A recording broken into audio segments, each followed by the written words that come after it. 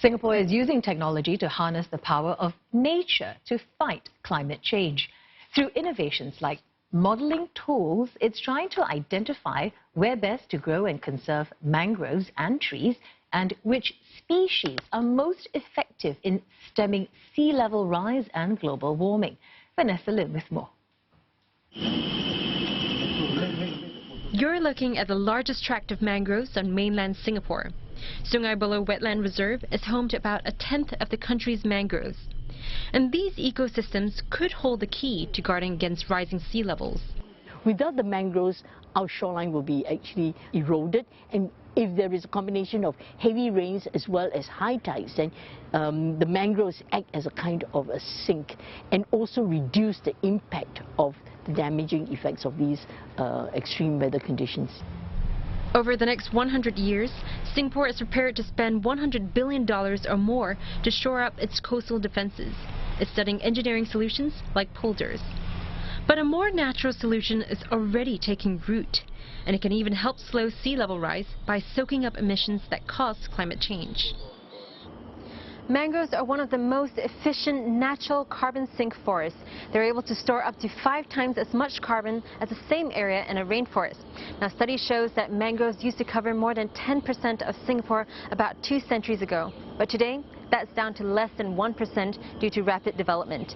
But efforts are underway to conserve and restore Singapore's mangroves. Mangroves occupied about 600 hectares here 3 decades ago. Today, they cover more than 800 hectares. They're found mostly in the north and west, as well as on offshore islands, including Pulau Semakau and Pulau Ubin. But there's a limit to how much more can be grown here. They need mudflats. You can't grow mangroves in, let's say, sandy shores. So we're using all sorts of ways, scientific methods to actually monitor and think of new ways, use technology to actually help us select sites suitable for mangroves.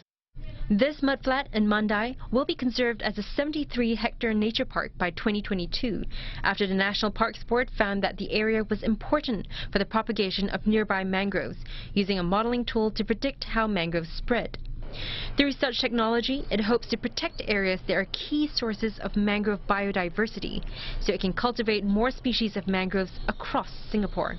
It's not just the area, but the quality of the mangroves, because the greater the biodiversity, the better we reduce the risk, because you have more species that can actually adapt, mitigate to a wide range of climatic effects.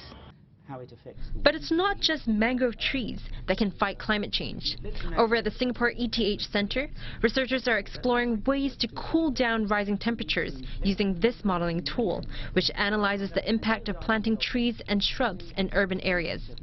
According to them, vegetation can bring temperatures down by as much as 6 degrees Celsius in Singapore, which saw its warmest September on record this year. It's a matter of placing the trees so that they shade particularly tarmac surfaces and concrete surfaces which tend to get very hot, but also making sure that we don't stop wind flowing, also using tree species which we know are particularly good for cooling. Large areas of open grassland are not helping very much in cooling or in reducing floods. The study is expected to be completed next year.